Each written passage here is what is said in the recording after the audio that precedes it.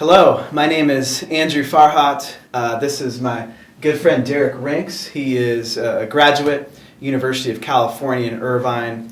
He teaches astrophysics at Lutheran High School here in Parker, Colorado, which is a suburb of Denver in the big Denver metropolitan area. And the question that we have from a good friend is, the Bible seems to suggest a young earth, while science seems to support an old earth. How do you reconcile these two things? To understand why God created the universe, what his character is, that's what the Bible's primary purpose is. The author of the Bible is not trying to prove the existence of God, but what he's like. Mm-hmm. And nature has no ability to ever answer a question of why, of morality, of some of those deeper questions we have, but it does a really good job of how. That we have equations, that we have formulas, that we have constants of the universe that are so finely tuned that there can't be any sort of accident there. So when astronomy says that they think they have mathematical processes that do a 13.7 billion year universe, that sounds unrealistic at first glance. But when they say, hey, if the total energy of that bang was 1 times 10 to the 120th, 120 zeros, more or less, the universe wouldn't exist. That kind of fine-tuning is not accident. That kind of fine-tuning screams creator. Mm-hmm. So I have to take those things seriously, that we have so much observational science that's getting more and more precise in mathematical and physical truth, none of which I think detracts from the need for or the evidence for an incredible fine-tuning of creative design. Okay, so what I hear you saying is you believe that the creation has evidence of being just so complex that it points to an intelligent creator. Absolutely. Okay. Absolutely.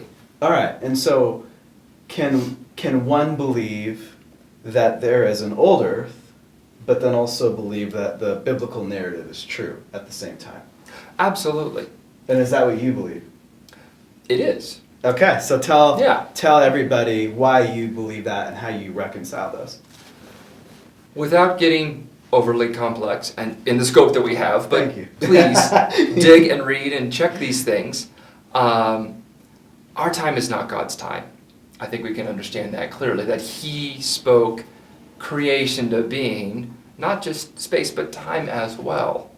And from his perspective, beyond us, beyond what we can observe, his experience of time would not be the same. And the 6 days of creation that we see are in fact 6 landmarks of what God brought into being, but the how and the when are something that really is deeper than 31 verses in a chapter. Mm-hmm.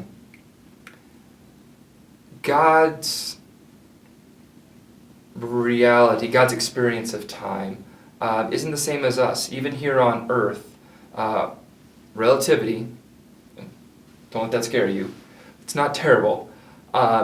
It's by far one of the most peer-reviewed and challenged theories of the last century, and it is passed with flying colors at every test.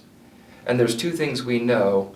The faster something is moving, the slower it experiences time, and the more gravitation something is experiencing, the slower it experiences time. And we know this to be true. Our satellites in orbit, we have to adjust the clocks such that it's at a higher altitude, lower gravity, so we have to slow the clock down. But it's whirling around the Earth, so we have to speed the clock up to account for this.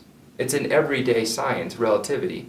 And if we consider God creating the universe from a universe-type level, what he's engaging with is a completely different time concept than us. Whereas a day on Earth could be 1 billion years on the scale of the universe. There's a phenomenal man, Gerald Schroeder. If you read nothing else, Science of God by Gerald Schroeder. He's an MIT PhD in nuclear physics and a teacher of rabbinical theology at Jerusalem Seminary. So he speaks ancient Hebrew and he speaks Einsteinian physics.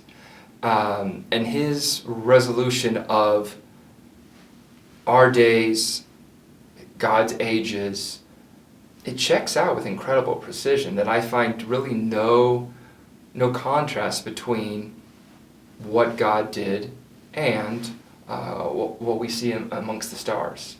Okay. All right. So it sounds like then for you, there's definitely a way to reconcile an old earth with the biblical narrative at the same time. Absolutely. And so if you would like to submit a question, you could do so at hello@sjdenver.org. We hope that this was helpful in your journey to get to a point where you are able to have a posture of accepting the truth of the biblical narrative in your life and experience the blessings of that. Take care.